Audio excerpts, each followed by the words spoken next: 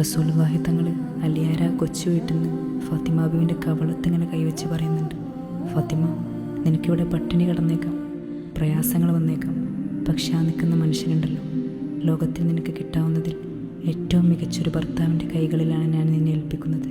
ഞാൻ നിനക്ക് വാക്ക് തരുന്നു.